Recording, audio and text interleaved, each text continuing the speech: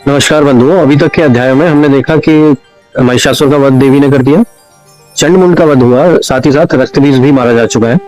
अब अध्याय 9 और 10 में जो शुंभ निशुंभ बचे हुए हैं, तो सर्वप्रथम निशुंभ देवी से लड़ने के लिए युद्ध मैदान में उतरता है और बहुत ज्यादा देर नहीं लगती और देवी कुछ ही समय में निशुंभ का वध कर देती है। ये देखकर जो शुंभ होता है उसको बहुत ज्यादा क्रोध आता है और क्रोध की अग्नि में वो देवी के समक्ष जाता है। वो कहता है, तुम चालाकी से मेरे भाई को तुमने मार दिया, लेकिन मेरे साथ ऐसा नहीं हो पाएगा। तो देवी कहती है, चालाकी कैसी? तो कहते, चालाकी नहीं है, इतनी सारी देवियां मिलकर, तुम सब ने मिलकर मेरे भाई को मार दिया है, तो ये चालाकी नहीं है तो और क्या है?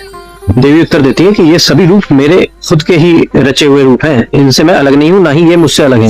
ये पूरी जो प्रकृति है ये मुझसे ही बनी है और मैं ही प्रकृति हूँ। तो वो सारे जितने भी उनके रूप होते हैं वो अपने अंदर समेट लेती हैं और कहती हैं, देख अब मैं तेरे सामने अकेली खड़ी हूँ, आजा मुझसे युद्ध कर। देवी उसके साथ युद्ध करती है और कुछ ही पलों में उसका भी संहार कर देती है। यहाँ शुंभ का भी वध हो जाता है। शुंभ और निशुंभ दोनों मारे जा चुके हैं। यहाँ पर दुर्गा सप्तशती में बहुत ही सुंदर वर्णन किया गया है। जब सभी राक्षस दानव लोग मर जाते हैं, जब नहीं रहते, तो क्या होता है इस प्रकृति में? शुद्ध वायु शुद्ध हो जाती है, शुद्ध वायु बहने लगती है, नदियों का जल स्वच्छ हो जाता है, नदियों का जो दिशा परिवर्तन हो गया था वापस से वो फिर उसी दिशा में बहने लगती हैं।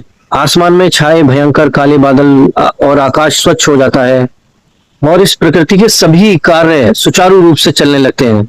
ये संकेत है हमें ये समझाने का कि जो ये दुष्ट आत्माएं होती हैं और जब जो अत्याचार चरम पर पहुंच जाता है और जब उनका विनाश होता है, सभी बुराइयों का ये प्रकृति अंत कर देती है, तो सभी चीजें, हमारे आसपास का जितना भी पूरा वातावरण है वो शुद्ध हो जाता है। अर्थात जब अहंकार और सभी बुराइयों का विनाश हो जाता है तो प्रकृति अपने सुचारू रूप में वापस से आ जाती है। और यानी कि प्रकृति से आप कभी नहीं जीत सकते, प्रकृति से ही आपको हार माननी ही पड़ेगी, आप चाहे कितने ही उपक्रम क्यों ना करें। प्रकृति देवी को भोगने के लिए आप जंगल काट रहे हैं, वायु प्रदूषण कर रहे हैं, कार्बन एमिशंस कर रहे हैं जिससे क्लाइमेट चेंज हो रहा है। ये सब क्या है? ये प्रकृति का भोग है जो प्रकृति देवी एक ना एक दिन समाप्त करके ही छोड़ेंगी इसको, अगर हम नहीं सुधरे।